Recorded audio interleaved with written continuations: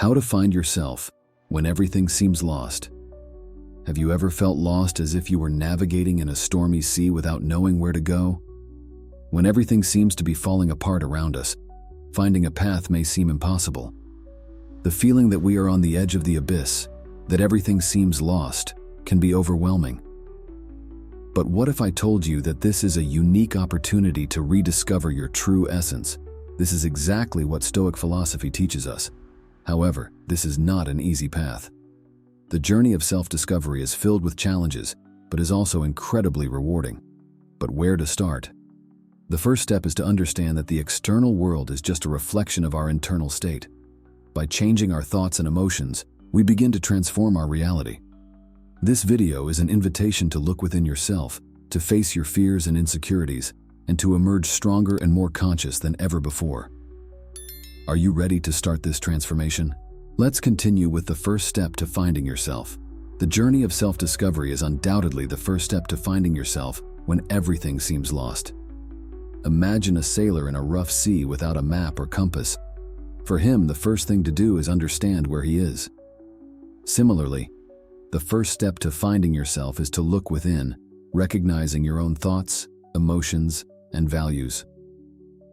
Stoic philosophy, followed by great names like Marcus Aurelius, Seneca, and Epictetus, teaches us the importance of understanding ourselves to find the right path amid chaos. Starting this journey requires practicing introspection. Set aside daily time to reflect on your actions and decisions. Ask yourself, am I living according to my true values? This simple exercise can bring profound insights. For example, consider a moment when you made an impulsive decision and later regretted it. By reflecting, you may realize that you acted contrary to your fundamental values, like honesty or respect. Seneca used to say, "Life is not short, we waste it." Therefore, use this time to reconnect with your essence, just as these great philosophers practiced in their daily meditations. A practical technique to start is keeping a journal. Write down your reflections, victories, and challenges. This not only helps clarify your thoughts, but also serves as a record of your evolution. Imagine writing about a day when you felt particularly frustrated at work. By rereading your notes, you can identify behavior and thought patterns that contribute to this frustration, allowing you to take steps to change. Epictetus taught that it is not things that disturb us, but our opinion about them. By writing, you can begin to identify thought patterns that need adjustment, bringing you closer to true self-realization. And of course, remember that this journey is continuous. Self-discovery is not a destination but a path we walk daily. Each step taken, each reflection made, brings us closer to our true essence. In the middle of this process, we start to realize that even when everything seems lost, clarity and inner peace are within our reach. Think of how Marcus Aurelius found serenity in his meditations amid the responsibilities of an emperor. In the next step, we will explore how our conditioning can divert us from this journey and how we can overcome them to truly find ourselves. If you are enjoying this content, leave a comment below with the phrase, "I am willing to face my fears," and subscribe to the channel for more powerful insights on self-awareness and Stoic philosophy. Let's continue. Step 2. Your conditioning makes you choose the wrong option.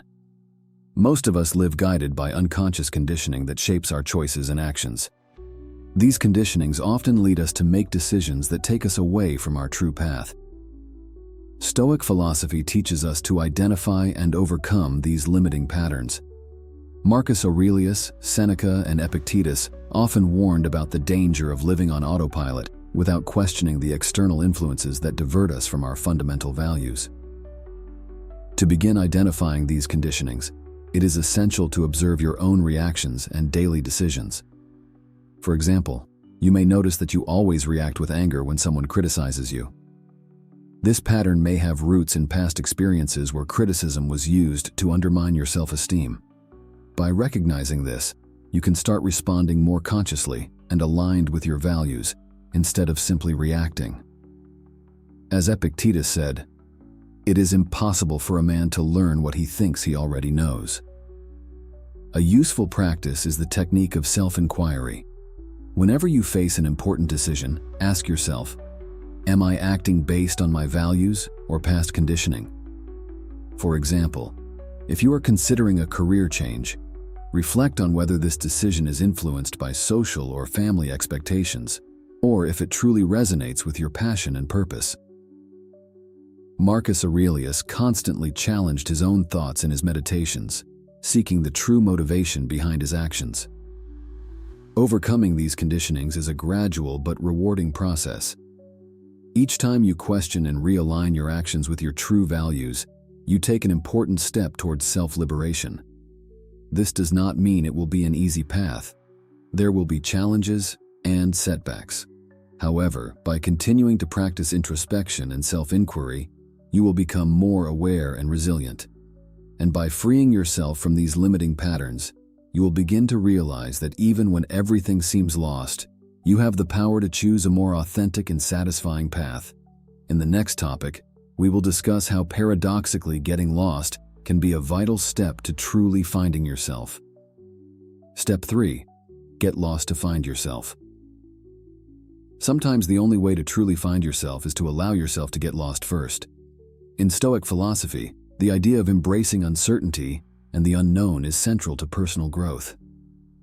Marcus Aurelius, in his reflections, often spoke about the importance of accepting chaos as an inevitable part of the journey. When everything seems lost, it is at this moment that we are challenged to explore our limits and rediscover our true selves. Getting lost can seem scary, but it is an opportunity to detach from expectations and labels that others have placed on you. Imagine a young person who has always followed the career chosen by their parents, but never felt truly happy. By deciding to explore other passions, they initially feel lost, but this loss of direction allows them to discover what they truly love to do. Seneca affirmed that, if a man does not know to which port he is steering, no wind is favorable. Embracing confusion and uncertainty can open doors to new perspectives and opportunities. Think of how, when getting lost in a new city, you discover incredible places that you would never have found by strictly following a map. Similarly, allowing yourself to wander mentally can lead to unexpected insights and discoveries. Epictetus taught that we must accept what we cannot control and focus on what we can change. When we allow ourselves to get lost, we focus more on the present and less on the fear of the future. Finally, understanding that getting lost is a necessary part of the journey to finding yourself is liberating. It teaches us to be more compassionate with ourselves and to see each detour as an opportunity for learning. When we accept ourselves in this state of vulnerability, we begin to build a more solid foundation of self-awareness and resilience. And so, we realize that even when everything seems lost, we are simply in the middle of a process of transformation. In the next topic, we will explore how the external world is a reflection of our internal state and how we can use this understanding to shape our reality. Step 4. The external is just your reflection. The external reality is a direct reflection of our inner world. This is a fundamental truth in Stoic philosophy, frequently discussed by Marcus Aurelius, Seneca, and Epictetus. When everything around us seems to be falling apart, it is an invitation to look more closely at our own emotions and thoughts. Marcus Aurelius, in his meditations, emphasized that the soul becomes dyed with the color of its thoughts.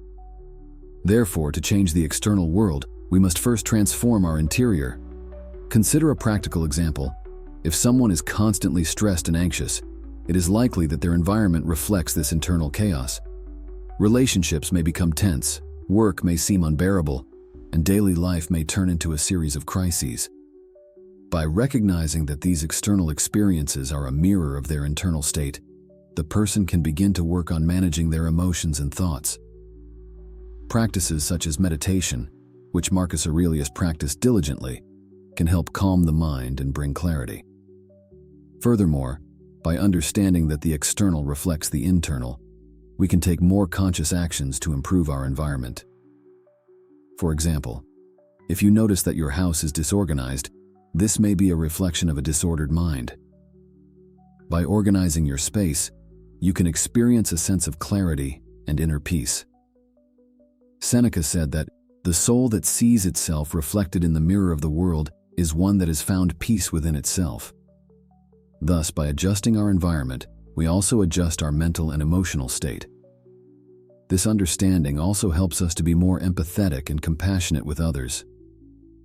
When we encounter someone in a state of anger or sadness, we can recognize that they are also reflecting their inner world. Instead of reacting defensively, we can offer understanding and support, knowing that we are all fighting our own internal battles. And by doing so, we begin to realize that even when everything seems lost, we have the power to create a more harmonious and positive reality by transforming our interior. In the next topic, we will confront the harsh truth of self-hate and how Stoic philosophy can help us overcome these negative feelings. Step 5. You hate yourself. Facing the reality of self-hate is a painful but necessary challenge for self-liberation. Stoic philosophy, as taught by Marcus Aurelius, Seneca, and Epictetus, offers us tools to understand and overcome these negative feelings. Self-hate often arises from unrealistic expectations and severe self-criticism. Seneca wrote, "How many times have you deceived yourself?" The main reason for your misfortune is the opinion you have of yourself. To begin overcoming self-hate, it is crucial to practice self-compassion. Instead of harshly criticizing yourself for past mistakes, try to see them as learning opportunities. For example, if you made a mistake at work, instead of condemning yourself, ask, "What can I learn from this?" Stoic philosophy teaches us to see challenges as teachers, not as punishments. Epictetus said, "What troubles men is not things, but the opinions they have about them." Change your perspective on your mistakes and see them as steps for growth. Daily gratitude practices can also help combat self-hate. By focusing on the good things in your life, you begin to create a more positive mindset. Marcus Aurelius, in his meditations, often reflected on the blessings he had despite his overwhelming responsibilities as emperor. Make a daily list of things you are grateful for, no matter how small. This simple exercise can drastically change your view of yourself and the world around you. Finally, it is important to seek support when necessary. Talking to friends, family, or a therapist can provide valuable external perspective and emotional support. Remember that we all face internal battles and that there is no shame in asking for help. Stoic philosophy reminds us of the importance of community and mutual support. When we begin to accept and love ourselves, we create a solid foundation to face any adversity. And thus, even when everything seems lost, we find the strength within us to continue. In the next topic, we will explore the steps of liberation and how we can free ourselves from old patterns and beliefs. Step 6. The steps to liberation. Liberation from old patterns and beliefs is a process that requires patience and dedication. In Stoic philosophy, this liberation is seen as a path in several stages, where each brings us closer to true mental and emotional freedom. Marcus Aurelius, in his meditations, highlighted the importance of freeing oneself from negative thoughts and external influences. He said, "If you are distressed by anything external, the pain is not due to the thing itself, but to your estimate of it, and this you have the power to revoke at any moment." The first stage of liberation is recognition. Recognizing that we are trapped in negative thought patterns is the first step toward change. For example, if you notice that you have a pattern of procrastination, it is essential to admit this to yourself without judgments. Seneca suggested that we should practice what we preach and recognize our own flaws. Recognition allows us to see clearly what needs to be changed and is a sign of courage and honesty. The second stage is acceptance. Accept that these patterns are part of who we are at the moment, but do not define our future. Epictetus taught that we must accept what we cannot change, but also work hard to change what we can. This means accepting our limitations without resignation, but with the determination to overcome them. For example, if you struggle with self-confidence, recognize this struggle, but also commit to taking steps to improve, such as seeking constructive feedback or practicing positive affirmations. The third stage is action. Here we put into practice the changes we want to see in our lives. Marcus Aurelius emphasized the importance of action aligned with our values. Stop debating what it means to be a good person and be one. This may mean adopting new habits, such as daily meditation, or abandoning behaviors that no longer serve our goals. Think of an athlete who, upon recognizing and accepting their weaknesses, works daily to overcome them through rigorous training. The final stage is perseverance. True liberation does not happen overnight. It is a continuous process. Persisting in our efforts even in the face of setbacks is crucial. Stoic philosophy teaches us resilience and the importance of continuing no matter how difficult the challenges may be. When we persevere, we begin to realize that mental and emotional freedom is achievable even when everything seems lost. In the next topic, we will discuss how to transform anger, a powerful emotion, into a force for good. Step 7. Transform anger. Anger is a powerful emotion that, if not properly managed, can become destructive. However, Stoic philosophy, with teachings from Marcus Aurelius, Seneca, and Epictetus, shows us that anger can be transformed into a constructive force. Marcus Aurelius stated that the best revenge is to be unlike those who caused the injury. Transforming anger involves recognizing its origin, understanding its causes, and redirecting this energy toward positive actions. The first step to transforming anger is to identify its causes. Ask yourself, why am I angry? What is really bothering me? Often, anger is a response to a perception of injustice or frustration. For example, if you feel disrespected at work, anger may be a reaction to this sense of injustice. Seneca suggested that we should understand that people act according to their own nature and that their offense is more a reflection of them than of us. Once the cause of anger is identified, it is essential to channel this emotion constructively. Instead of reacting impulsively, use the energy of anger to motivate positive actions. For example, if anger arises from an unjust situation at work, channel this emotion into improving your professional skills, seeking new opportunities, or promoting a constructive dialogue about the situation. Epictetus taught that we must keep calm and a clear mind regardless of external circumstances. Mindfulness and meditation practices can be extremely helpful in transforming anger. These practices help create a space between the emotion and the reaction, allowing for a more conscious and controlled response. Marcus Aurelius frequently practiced meditation to keep his mind serene amid the pressures of being an emperor. Try setting aside a few minutes of your day to meditate, focusing on your breath and observing your thoughts without judgment. This can help reduce the intensity of anger and bring clarity on how to act productively. Finally, remember that transforming anger is a continuous process. It is natural to feel anger, but it is our responsibility to choose how to react to it. By practicing patience and self-compassion, we can learn to see anger not as an enemy, but as an ally in our journey of personal growth. And thus, even when everything seems lost, we find within ourselves the capacity to transform negative emotions into positive forces. In the next topic, we will explore how many of our daily actions and distractions are forms of escape, and how facing these escapes can lead us to a more authentic and present life. Step 8. The rest is escape. Many of our daily actions and distractions are actually forms of escape. We escape from ourselves, our problems, and the uncomfortable truths we prefer not to face. Stoic philosophy, with the teachings of Marcus Aurelius, Seneca, and Epictetus, invites us to face these escapes and live more authentically and presently. Marcus Aurelius wrote, "You have power over your mind, not external events. Realize this, and you will find strength." This power helps us recognize and confront our escapes instead of hiding from them. First, it is essential to identify these escapes. Think of how we spend hours on social media, drown ourselves in work, or seek constant distractions to avoid dealing with our feelings. These actions may seem harmless, but are signs that we are escaping something deeper.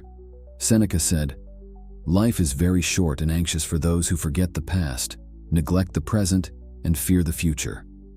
By recognizing these escapes, we can begin to face the underlying issues we are avoiding. A practical way to face these escapes is to create moments of stillness and reflection. Set aside daily time to be quiet, away from distractions, and allow yourself to feel and reflect on your thoughts and emotions. For example, instead of watching TV to avoid thinking about a relationship problem, sit in a quiet place and write about your feelings. Epictetus taught that the key is to keep company with oneself honestly and constantly. This helps us develop greater self-awareness and face our truths with courage. Additionally, we should cultivate habits that promote a more present and authentic life. Practicing mindfulness, meditation, or simply walking in nature can help us stay more connected to the present moment. Marcus Aurelius practiced these activities to maintain serenity amid the turmoil of his life as an emperor. Try incorporating these practices into your daily routine, even if only for a few minutes. This can make a big difference in how we deal with our escapes. Finally, facing our escapes allows us to live a richer and more meaningful life. When we set aside distractions and face our truths, we discover a depth of being that previously escaped us. This process can be uncomfortable, but it is through this discomfort that we grow and truly find ourselves. And thus, even when everything seems lost, we find in our authenticity and presence the strength to continue.